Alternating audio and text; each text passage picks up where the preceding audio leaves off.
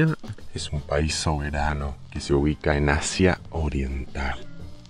Actualmente es el territorio más poblado del mundo, con un promedio de 1.500 millones de habitantes en una superficie en torno a los 9.600.000 kilómetros cuadrados.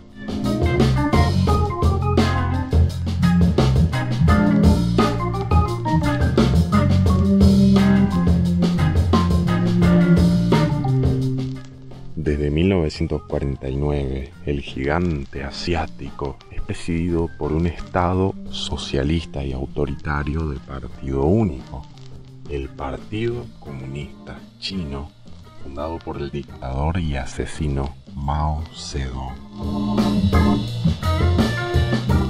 Con respecto a la pandemia, ya en agosto de 2019, se empezaron a deducir indicios de una extraña neumonía de origen desconocido. Recordemos que el SARS-CoV-2 no es el único virus originado en el dragón. Luego de varias idas y venidas con respecto a la publicación del genoma y las condiciones funestas de trabajo según varios testigos, la intuición se constataría el 1 de diciembre de ese año, el caso disparador, donde las miradas críticas e interrogantes ya estarían puestas sobre Wuhan. A pesar de que las autoridades chinas comunistas intenten esconder documentos oficiales y construir un relato autocondescendiente,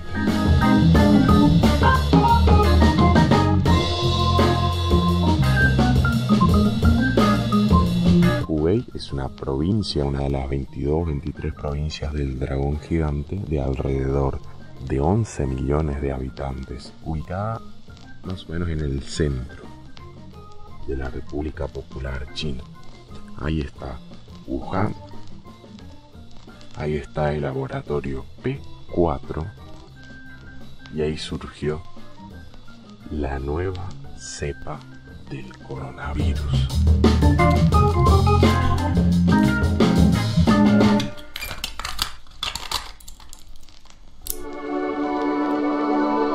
La guerra global por el relato. Biografía del virus chino, Steven Mosher.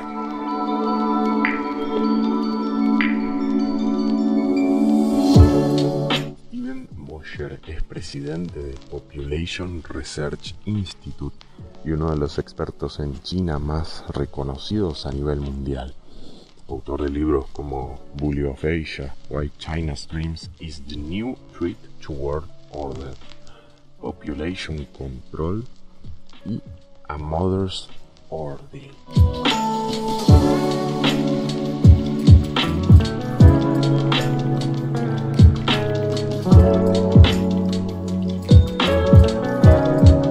La historia de la pandemia global del virus chino ha tenido en términos generales características de thriller hollywoodense. Anoche tuvimos 32 casos. Desgraciadamente, ha muerto. Ven, ¿puedo hablar con ella? Señor Emov, su mujer ha muerto. ¿Pero qué está diciendo? ¿Qué le ha pasado? Pero el debate sobre su origen comenzó como un cuento chino sobre animales exóticos. Nos ha regalado algunos episodios de serie policial.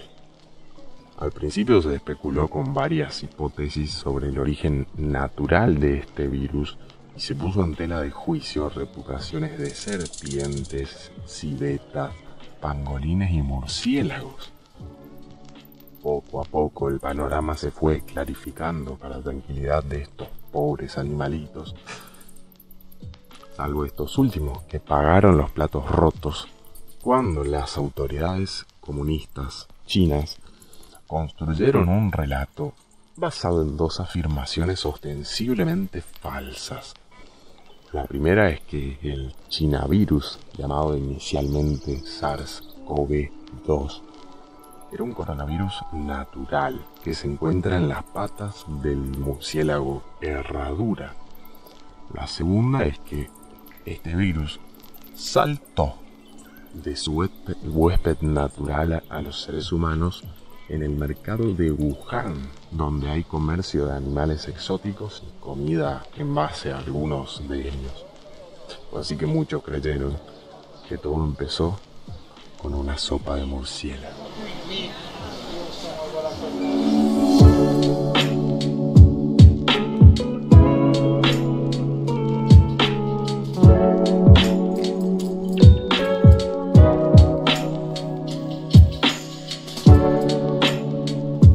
Ya había escrito varios artículos cuestionando la tesis del origen natural del brote epidémico en Wuhan, pero el de New York Post del 22 de febrero desató una guerra mediática. El título no podía ser más directo. No le compren el relato a China. El virus se habría filtrado de un laboratorio. A los 2 días, Facebook bloqueó mi post con este artículo mediante un cartel que decía que sus fact-checkers independientes lo habían calificado de información falsa, fake news. 3 semanas después, una reportera puso al descubierto que Danielle Anderson, uno de esos censores, estos fact-checkers independientes, tenía fuertes vínculos con el IWB, el Instituto de Virología de Wuhan. Y así quedó en evidencia una vez más que los verdaderos fake news están dentro de Facebook. La red social levantó la censura, pero lo hizo sin dar explicaciones ni pedir disculpas. Bueno, vi muchas cosas que me hacía cuestionar las políticas de Facebook, porque vi que daban excepciones para contenido izquierdista y veía también que censuraban a conservadores. Entonces, hace poco aquí en Argentina no tuvo mucha repercusión cuando Donald Trump salió a hablar y dijo, bueno, que Facebook y Twitter digan qué son, no son redes sociales, son medios de comunicación, básicamente. Mira, Facebook tiene tiene ingenieros de los más inteligentes del mundo, y yo vi que nosotros como moderadores entrenábamos a la inteligencia artificial. Y Facebook también escogía lo que revisábamos. Si salía mucho de ataques contra Greta Thunberg, la activista de clima, pues Facebook podía agarrar esas frases que iban en contra de la política y poner eso en nuestro queue, aquí lo revisáramos. Entonces, Mark Zuckerberg sí debería saber lo que está pasando, pero él siempre da la misma respuesta, que Facebook es un foro libre para todos los puntos de vista. Es bueno que el congresista Matt Gaetz aquí en los Estados Unidos metió una remisión criminal al Departamento de Justicia para Mark Zuckerberg por cuestiones de perjury, de mentir al Congreso. Porque no es cierto lo que está diciendo, porque yo vi el opuesto. Yo vi que sí estaban censurando a la gente. Al principio, cuando uno comienza a ver lo de Facebook y alguien puede decir, bueno, te censuraron un comentario. El tema es que cuando uno se pone a investigar y empieza a ver, no es solamente un comentario, porque empiezan esas pequeñas censuras y las va sumando, pueden terminar controlando las democracias de los países. Ejemplo, hay algo que a mí me hace mucho ruido con Facebook, me llama mucho la atención, que es el famoso discurso de odio. ¿Por qué digo esto del discurso de odio? La dictadura venezolana de Nicolás Maduro, hablan ellos también de un discurso de odio, ¿no? ¿Cómo se maneja Facebook básicamente con lo que es la derecha o la crítica hacia el progresismo y los sectores progresistas o de izquierda? Sí, es un tema muy importante eso de los mensajes de odio. porque si ellos definen el mensaje de odio, ellos pueden clasificar cualquier tema derechista como mensaje de odio. Si uno es un seguidor de Trump, si uno es nacionalista para Facebook, usted es un racista, pues sí, es racista. Sí, es catalogado, es catalogado de nazi, digamos. Sí, si yo soy patriota en los Estados Unidos y digo, pues vamos a ir contra una el dictadura, autoritarismo, contra la dictadura, claro. Pues Facebook borraría cualquier comentario de violencia porque va en contra de su política. Pero ahí vemos cómo Facebook puede interferir en asuntos domésticos de un país. Tal cual. Bueno, hace 2 semanas había un amigo mío, entrevisté con él. Él tiene como 2.6 millones de seguidores en Facebook. Y él es seguidor de Trump. Y por ninguna razón fue borrada su cuenta. Entonces, obviamente esas protecciones, escudos que existen, no aplican a cuentas conservadoras. Claro. Facebook, obviamente vemos sus inclinaciones políticas. También pues uno pensaría que les importa más el dinero, pero mira, hay mucha influencia de la izquierda, de los movimientos de izquierdas, sí, para que Facebook se vuelva más izquierdista. ¿Qué relación en sí tiene la administración Trump con las redes sociales? Y querían crear un internet más libre, más competitivo. Entonces, imagina si uno tiene una biblioteca llena de libros, uno no es responsable por los libros, por el contenido de los libros. Igual, pues, los foros de internet no son responsables por cualquier comentario, pero esa ley dio a Facebook el permiso de borrar cierto contenido, con tal de que lo hacen en buena voluntad.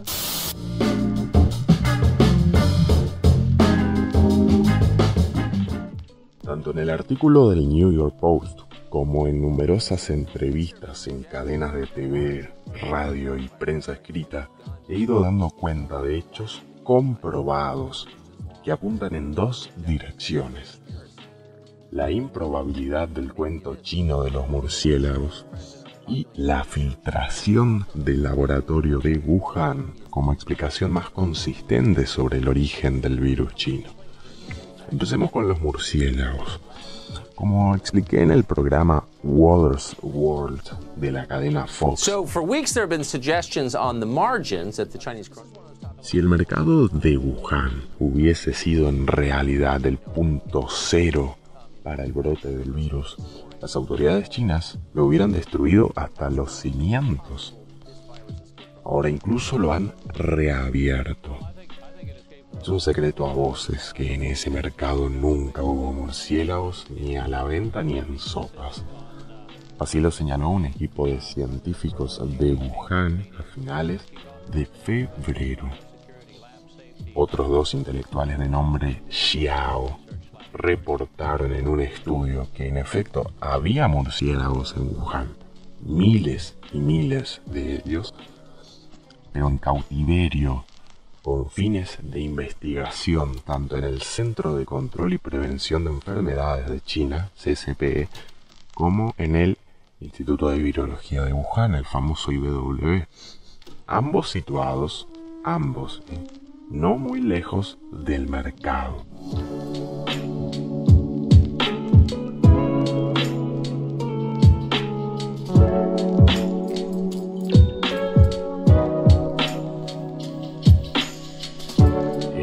CCPE tiene un encargado en jefe de la caza de murciélagos en China. Se llama Tian Junhua.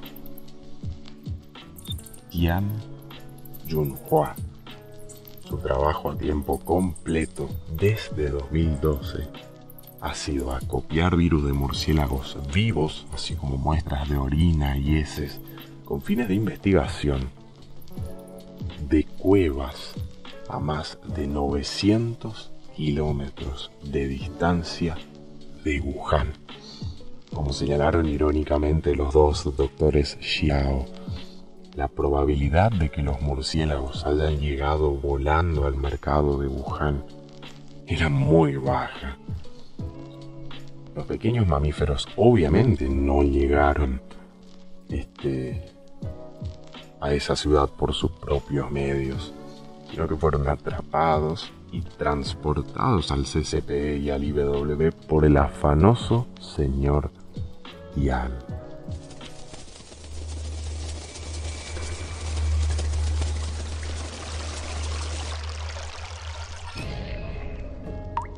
Chao湿、黑暗、孤独，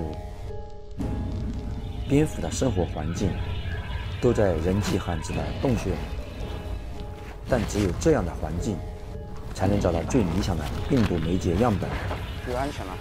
这里的蝙蝠它主要是局吐符和服役符。如果说我们的皮肤裸露，很容易接触到蝙蝠的排泄无味的物体，所以说这个风险比较大。要探寻出一个蝙蝠族群和病毒的共生关系。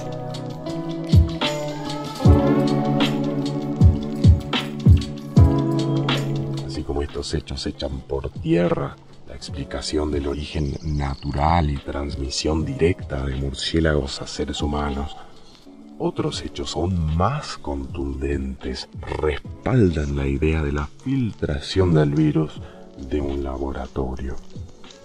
Como resultado de los esfuerzos del señor Tian y otros, China se jacta de haber tomado la iniciativa en la investigación mundial, descubriendo más de 2000 virus desde la epidemia del SARS coronavirus en 2003, también originada en China.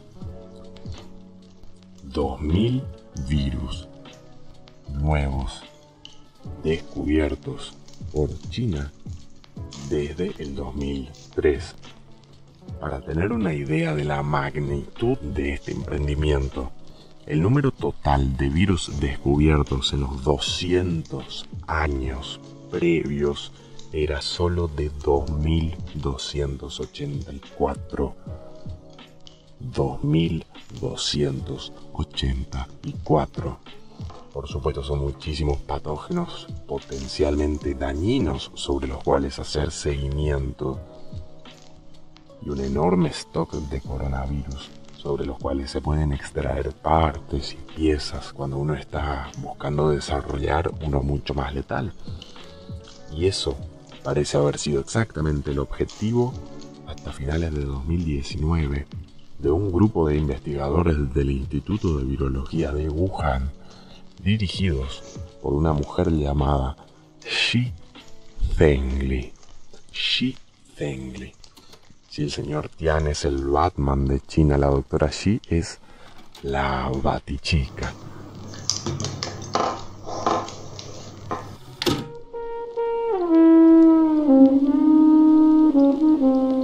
Shi Zhengli obtuvo su maestría en el Instituto de Virología de Wuhan en 1990.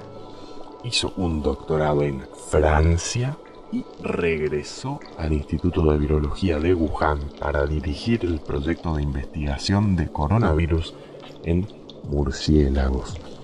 Algunos de los artículos publicados por la doctora Shi y su equipo de virólogos describen la presencia natural de SARS coronavirus similares al SARS original del 2003, que al igual que este podrían infectar directamente a los seres humanos. Y no se limitaron a estudiar los coronavirus existentes. También hicieron ingeniería genética para modificar los existentes y crear nuevos virus. En un artículo publicado en 2008 en el Journal of Virology, describieron cómo estaban modificando genéticamente virus similares al SARS de murciélagos de herradura para darles la capacidad de utilizar la enzima convertidora de angiotensina 2, AC2, y que pudieran penetrar células humanas. Es decir, Shi ya lleva más de 10 años traspasando los límites éticos con el objetivo de crear nuevos y potencialmente aún más letales coronavirus. Para ello, necesitaban una nueva y más avanzada técnica recombinante. Esta puede haber sido la investigación en curso sobre clones infecciosos de la Universidad de Carolina del Norte, dirigida por el profesor Ralph Baric. La doctora Ji Zhengli colaboró con Baric en algunas de estas investigaciones, como consta en un artículo del 2015 de la revista Nature Medicine, en el que se analizaba si los coronavirus de murciélagos eran potencialmente capaces de infectar a seres humanos.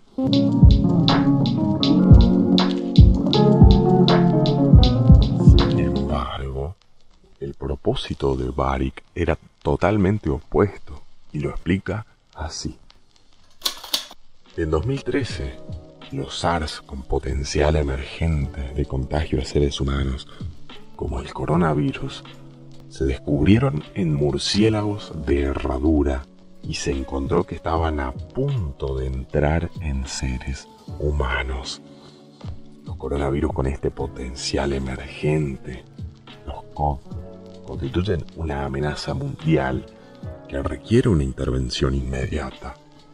Intervención inmediata significa tener la capacidad de generar, cultivar y manipular genéticamente COV infecciosos para evaluar rápidamente los mecanismos patógenos, la permisibilidad del huésped y del tejido y postular formas eficaces de terapéutica antiviral.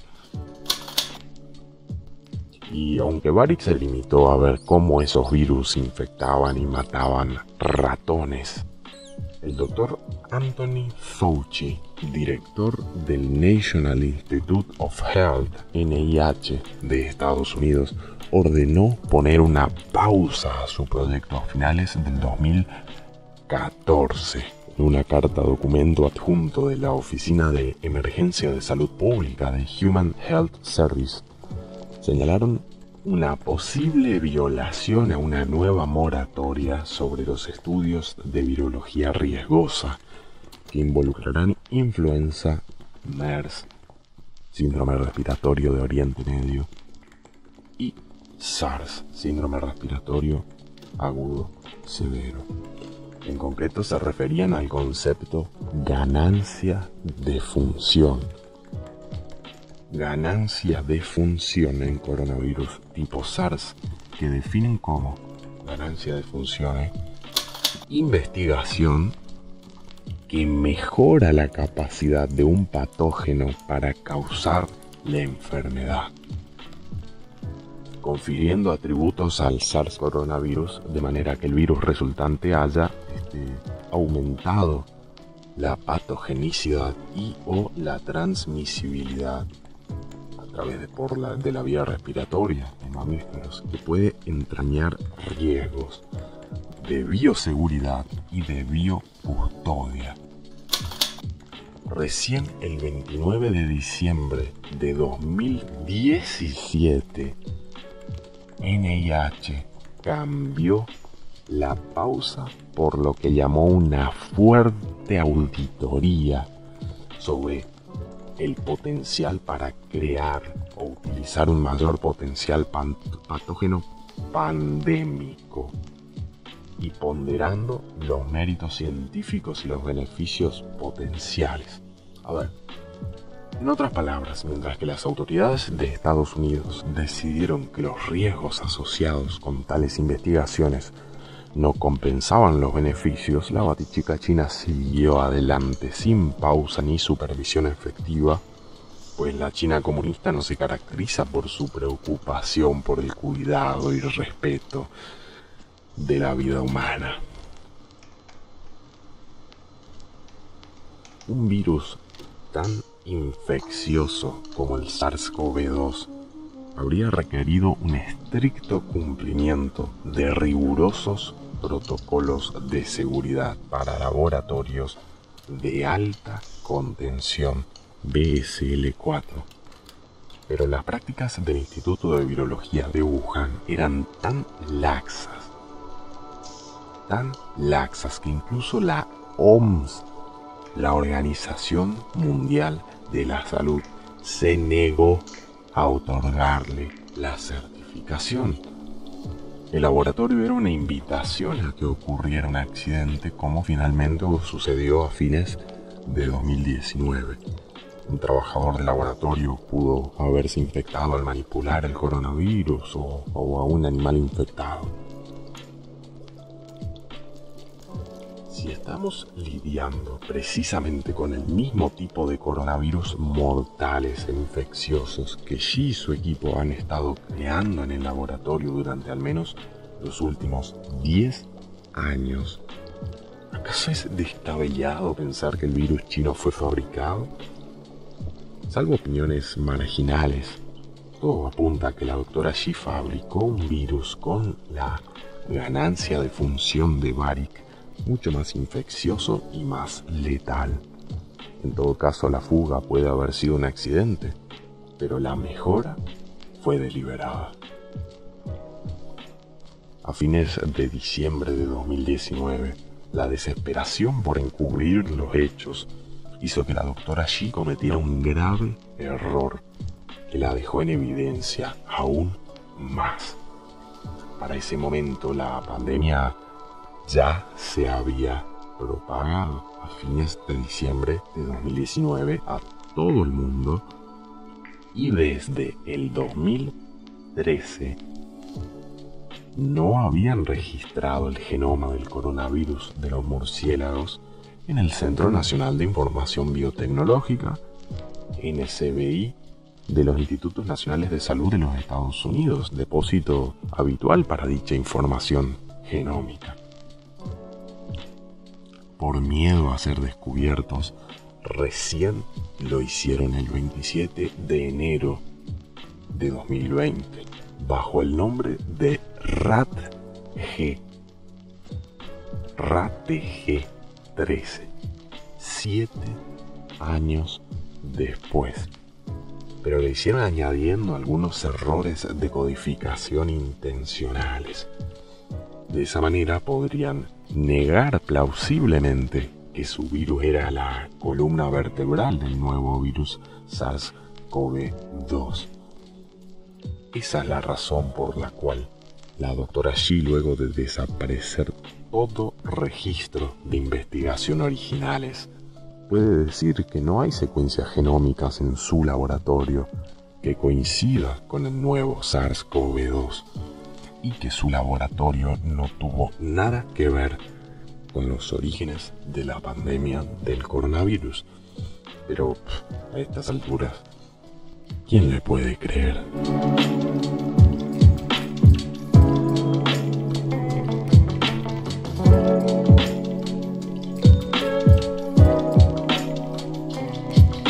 Nos ha estado contando la China comunista y por qué.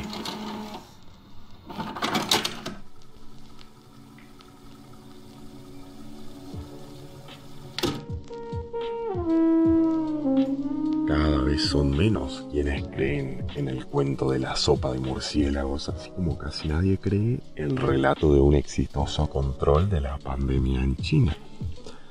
La realidad viene siendo muy distinta a la que nos han venido contando el gobierno chino usando a su corifeo de la OMS. Is like polio. As you know, in recent years we have driven polio to the brink of... Esta agencia, la OMS, no se ha ahorrado halagos para el sistema de salud chino, poniéndole como modelo para el mundo el aprendan de China.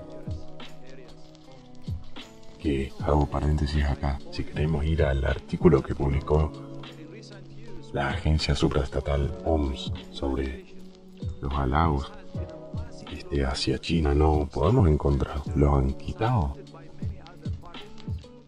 El aprendan de China, que nos ha repetido tanto la OMS últimamente, no comenzó con la actual pandemia, sino que ha sido su consigna desde hace buen tiempo. Con una crisis de inseguridad globalizada, China pretende ser el gran poder mundial que ofrezca seguridad. Su control de la pandemia es un mensaje de superioridad moral, no simplemente técnica. China quiere ser la potencia hegemónica mundial en todo sentido, y su presidente Xi Jinping ha encarnado ese sueño, como lo he explicado en detalle en mi libro Bully of Asia, Why China's Dream is the New Threat to World Order.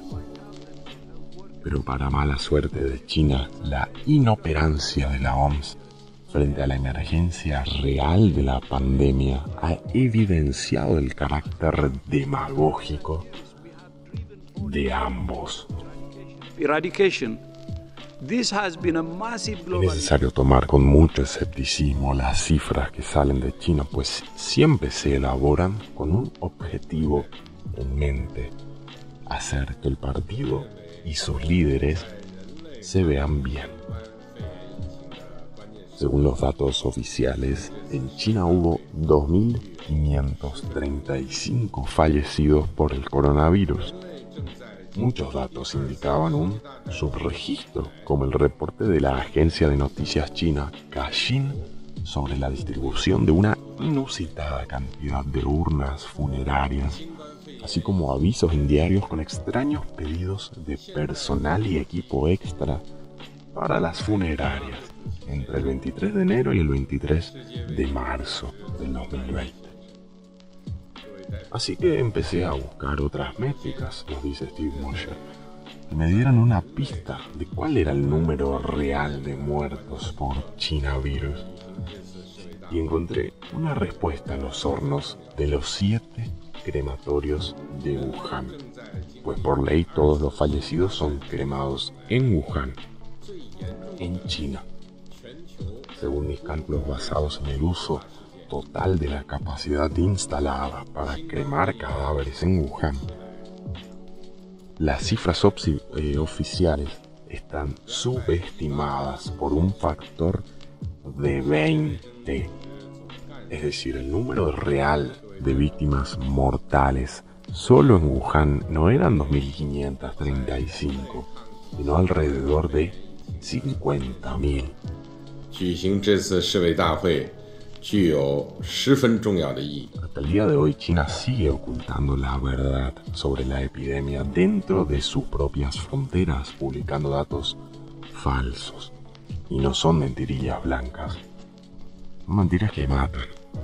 Los líderes del Partido Comunista Chino tienen la obligación de dar muchas explicaciones a la población mundial. Es hora de que China sea honesta. Para determinar el verdadero origen de la pandemia, solo necesitamos una cosa: que China libere inmediatamente los registros de investigación de coronavirus, tanto del Instituto de Virología de Wuhan como del Centro de Control y Prevención de Enfermedades de China.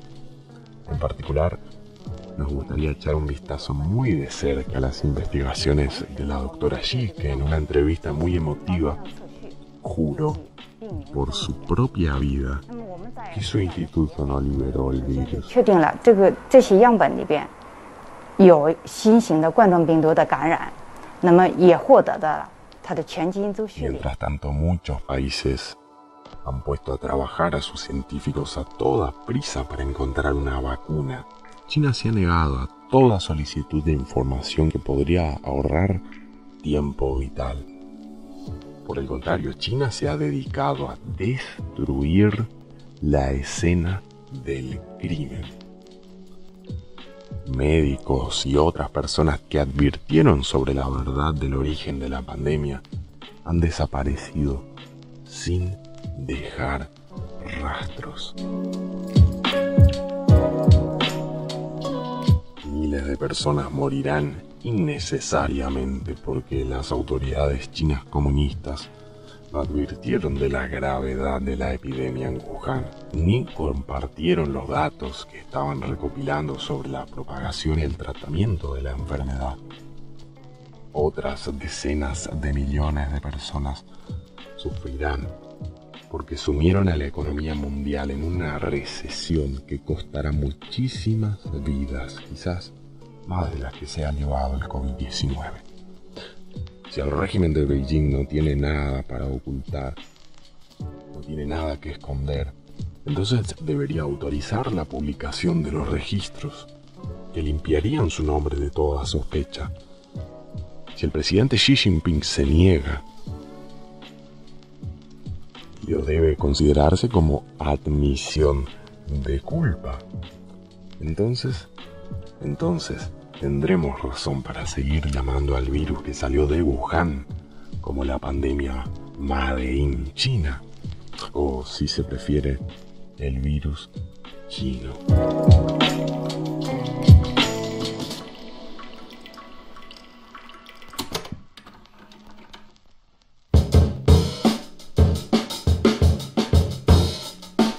Podríamos preguntar si la sociedad permite que se lleven a cabo prácticas políticas tan autoritarias y con una transparencia tan cínica. Existe un prejuicio muy grande entre el vulgo con respecto a los asiáticos. Son dependientes, superdotados, todos iguales, sociedad controlada y tribal, de libertades limitadas. A ver, un antecedente de esta situación podría ser la revolución cultural llevada a cabo por Mao en 1946 y su inexorable influjo en la vida cotidiana. Como opina el filósofo surcoreano Byung-Chul Han, su tradición cultural milenaria, el confucianismo. Quisiera citar un artículo de opinión que publicó este filósofo que nos puede ayudar a pensar esta situación.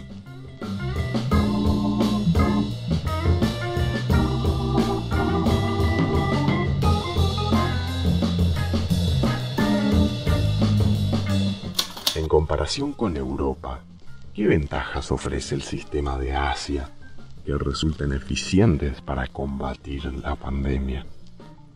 Estados asiáticos como Japón, Corea, China, Hong Kong, Taiwán o Singapur tienen una mentalidad autoritaria que le viene de su tradición cultural, el confucianismo.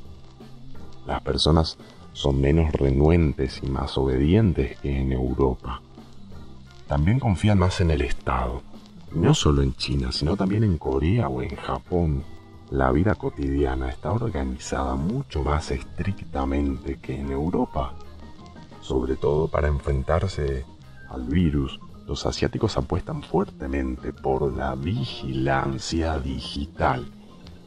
Sospechan todos que en el Big Data podría encerrarse un potencial enorme para defenderse de la pandemia. Se podría decir que en Asia las epidemias no las combaten solo los virólogos y epidemiólogos, sino sobre todo también los informáticos y los especialistas en macrodatos. Un cambio de paradigma del que Europa todavía no se ha enterado. Los apologetas de la vigilancia digital proclamarían que el Big Data salva vidas humanas. La conciencia crítica ante la vigilancia digital es en Asia prácticamente inexistente. Apenas se habla ya de protección de datos, incluso en estados liberales como Japón y Corea. Nadie se enoja por el frenesí de las autoridades para recopilar datos. Entre tanto, China ha introducido un sistema de crédito social inimaginable para los europeos, que permite una valoración o una evaluación exhaustiva de los ciudadanos. Cada ciudadano debe ser evaluado consecuentemente en su conducta social. En China no hay ningún momento de la vida cotidiana que no esté sometido a observación. Se controla cada clic, cada compra, cada contacto, cada actividad en las redes sociales. A quien cruza con el semáforo en rojo, a quien tiene trato con críticos del régimen o a quien pone comentarios críticos en las redes sociales, le quitan puntos. Entonces, la vida puede llegar a ser muy peligrosa.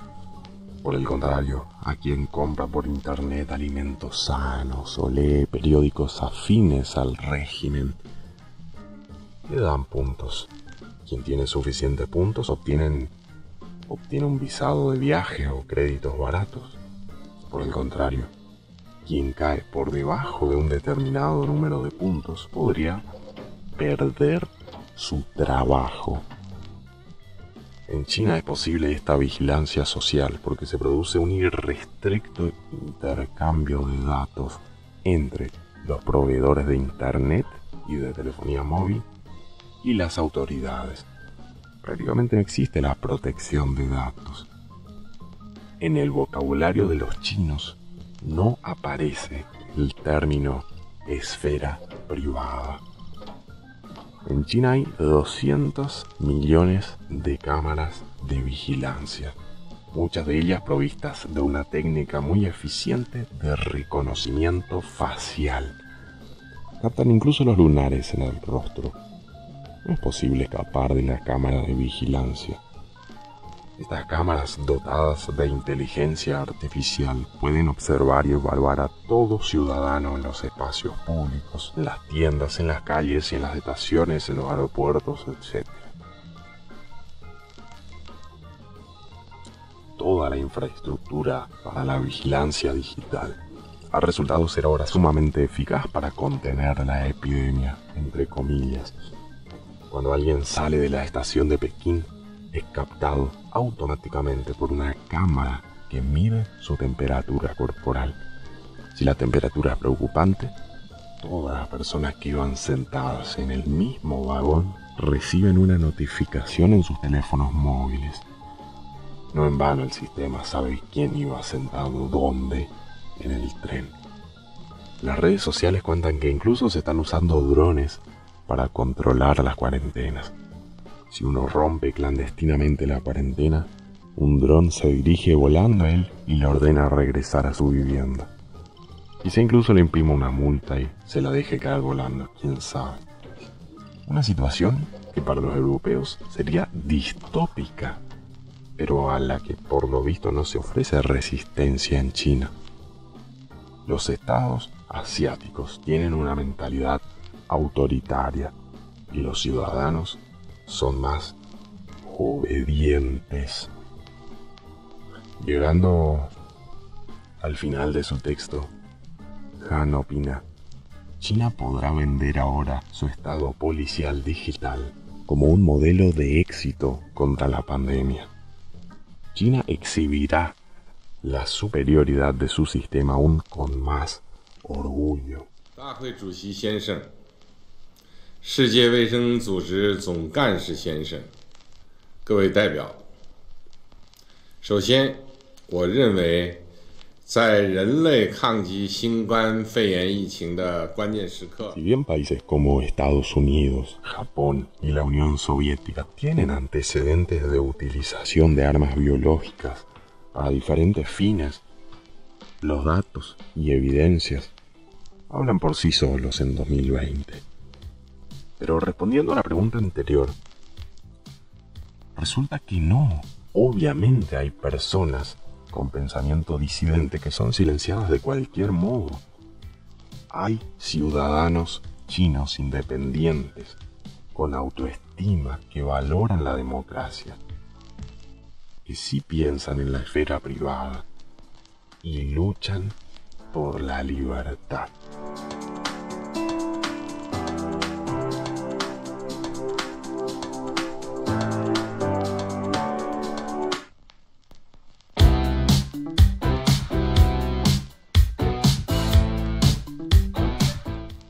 Octubre del 2019 yo leí un informe del Ministerio de Salud de Taiwán, donde el Ministerio de Salud de Taiwán, o el gobierno de Taiwán, la República China, democrática y capitalista, tiene un diferendo territorial con la China comunista, le pide participar a la Organización Mundial de la Salud en calidad de observador, solamente para poder informar que ellos tenían datos, seguramente producto de los servicios de inteligencia taiwaneses, como también de los que conforman la famosa alianza Five Eyes o de los 5 ojos, que son los 5 servicios de inteligencia más poderosos de Occidente, de que en una provincia del centro-sur de China, o casualidad Hubei, cuya capital es Wuhan, aquellas instalaciones que públicamente se daban a conocer como instalaciones de investigación médica civil, no lo serían tanto, y se estaría en esas instalaciones, que en realidad serían militares,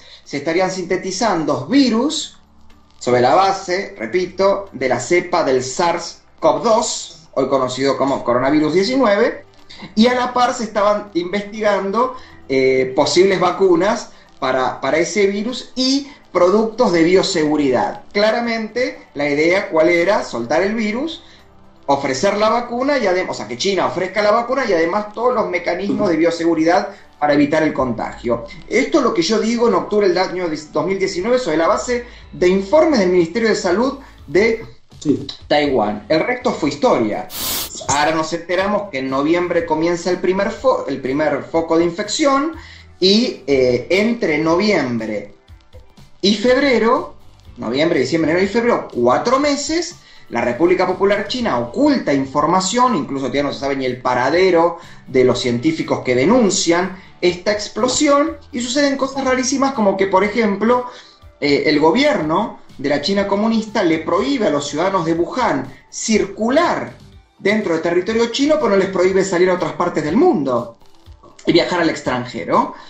Amén de esto que estoy contando de la desaparición de los periodistas y de los científicos epidemiólogos que denuncian este brote, y ahí empieza el mito del hombre que tomó la sopa del murciélago y estas cuestiones absolutamente, bueno, digamos, por lo menos dudosas. Ahora, esta es la primera posibilidad que te estoy planteando. Ahora, supongamos de que yo no quiero ser, obviamente, a mí me puede decir esto como casi conspiracionista. Bueno, vamos a dividirla en 3. Esto pudo haber sido, no nos olvidemos que China es una dictadura, y como toda dictadura totalitaria, gobernada por un partido, cuyo partido está gobernado por 8 personas, o sea, 8 personas dirigen el destino de 1.400 millones de personas sobre un territorio de 9 millones de kilómetros cuadrados. Sí. ¿No? Es común que las burocracias se corrompan, que las burocracias se vuelvan ineficientes, aún incluso en una potencia como China. Por lo cual podremos pensar que efectivamente esta instalación médica era civil, hacía investigaciones en vacunas como hace cualquier laboratorio en cualquier parte del mundo, y producto de la inoperancia, la ineficiencia de la burocracia interna de esa instalación, el virus brota, ¿no? Y se esparce por toda la población de Wuhan. Esa sería, digamos, lo que yo llamo un Chernobyl del siglo XXI, ¿no? Como lo podríamos ver en la serie. Lo que no le quita seriedad ni gravedad al hecho. ¿Bien? Ahora, ya ahí está grave. China tampoco reconoció eso. Segundo punto. Supongamos que efectivamente es una instalación militar, y lo mismo, la inoperancia, la ineficiencia y la burocracia, ¿no? Del aparato político chino comunista en esa instalación, a que ese virus sintetizado se brote, se esparza, doblemente grave, porque encima habían mentido, lo que decían que era civil era militar. Ahora, ¿qué pasaría en una tercera opción donde no solo efectivamente esto era una instalación militar y se estaba sintetizando un virus para utilizarlo como arma bacteriológica, sino que además un gobierno totalitario que no tiene ningún tipo de interés en defender bajo ningún concepto, ninguna idea de derecho humano, hizo esparcir el virus para probarlo sobre su propia población? O sea, transformó a la población de Wuhan en cobayos de ese virus, y, oh casualidad, les permite viajar al exterior para esparcirlos. Y vos decías esto de que no había rebote económico. Vos fíjate qué casualidad.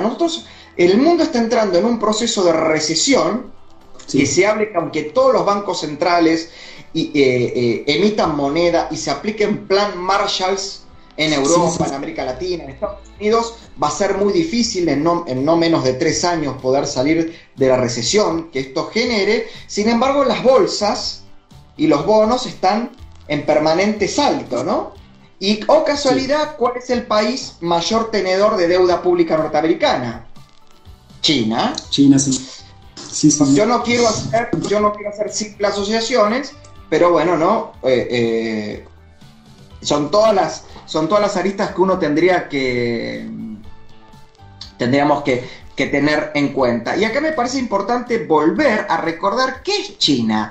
China desde 1949 es un estado burocrático, totalitario, de partido único y, como bien dije, es dirigido por una élite conocida como el Buró Político del Comité Central del Partido Comunista Chino, que lo componen 8 personas que van desde el jefe de Estado, Xi Jinping, Liu Keqiang, que es el primer ministro, y 6 personas más que ocupan diferentes cargos. Ahora, por primera vez en la historia de la República Popular China, desde el 49 hasta la fecha, Xi Jinping tiene la suma del poder público. Ha logrado tener más poder de lo que llegó a tener Mao Zedong en su momento. Hoy Xi Jinping es presidente de la Comisión Militar Central, la que administra las Fuerzas Armadas y todo el sistema de seguridad estatal interior y exterior.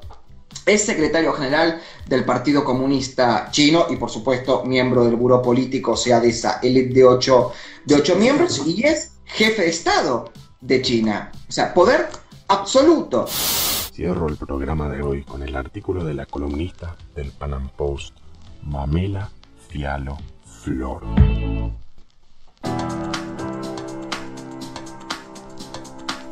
El problema no son los chinos, es el comunismo. Confundir nacionalidad con gobierno es común, más tratándose de China, donde el mismo partido está en el poder desde 1949. Por eso, al llamar virus chino al coronavirus COVID-19, se desvincula al principal culpable, el Partido Comunista. A fin de cuentas, fue este el que persiguió a médicos y periodistas por exponer el peligro de la pandemia del COVID-19. Incluso ordenó cerrar el laboratorio de Shanghái que lanzó públicamente la primera secuencia del genoma del virus. Nuestro problema no es el pueblo chino, nuestro problema es el Partido Comunista. Su represión interna, su agresión externa y su influencia maligna en las sociedades libres y abiertas, dijo al respecto el columnista de The Washington Post, Josh Rogin. Aunque el enfoque del escritor apunta más a evitar la discriminación hacia los chinos, que muchos alegan es resultado de las declaraciones de Donald Trump, que llama abiertamente al COVID-19 virus chino, señala al Partido Comunista como culpable. Señalar al Partido Comunista deja en claro sobre todo que no se trata de su aplicación en dicho país, sino a la ideología subyacente. Si bien hoy está haciendo una enorme labor humanitaria con toneladas de ayuda a los países más afectados por el virus, la propagación tuvo un alcance global precisamente porque el gobierno de China no lo detuvo a tiempo. Y ahora más que nunca cabe señalarlo, pues China no es el único régimen comunista que busca lograr un cambio de imagen en esta crisis. El Partido Comunista Cubano también busca beneficiarse del coronavirus. Cuba. El origen de la decadencia latinoamericana, cuyos ingresos por exportar médicos superan los conseguidos por la industria del turismo, envió una delegación por medio de centenar de médicos a Italia para combatir el coronavirus. Cuba se publicita como potencia médica, cuando en realidad la falta de personal hospitalario en la isla es consecuencia directa del uso propagandístico de los médicos, pues es más rentable para el Partido Comunista Cubano cobrar $3.000 por doctor en el extranjero, de los cuales el Estado expropia entre el 75 y 90%, mientras que en Cuba el salario promedio de los empleados estatales ronda los $42. Por tanto, es menester para el régimen promocionar su sistema de salud para potenciar su mayor fuente de ingresos, la esclavitud de médicos, a quienes les prohíbe viajar junto a sus familias. Para miles de médicos ese sacrificio vale la pena, porque les permite alimentar a sus familias en un país donde la comida escasea. Cuba es incapaz de alimentar a su población, en parte gracias a su falta de liquidez, motivo por el cual China le envía cada vez menos comida, ya que Cuba no paga sus deudas. De los 9,8 mil millones de dólares que China ha condonado a sus deudores en la última década, 6 mil millones de 9,8 mil millones, 6 mil millones fueron a favor del régimen comunista de La Habana. Dado el impacto económico que ha sufrido China como consecuencia del COVID-19, en particular porque suspendió el acuerdo comercial con Estados Unidos, el gigante asiático tuvo que ajustar sus préstamos y el pueblo cubano sufre las consecuencias mediante el hambre. Es decir, el vínculo entre esta pandemia y el Partido Comunista va más allá de China como nación. Esta ideología política instaurada en otros países causa efectos similares y el impacto trasciende en la cultura e incluso en la salud de las personas, ahora en el mundo entero. Por eso, en honor a las primeras víctimas del Partido Comunista, los chinos, lo justo sería hablar de un virus comunista.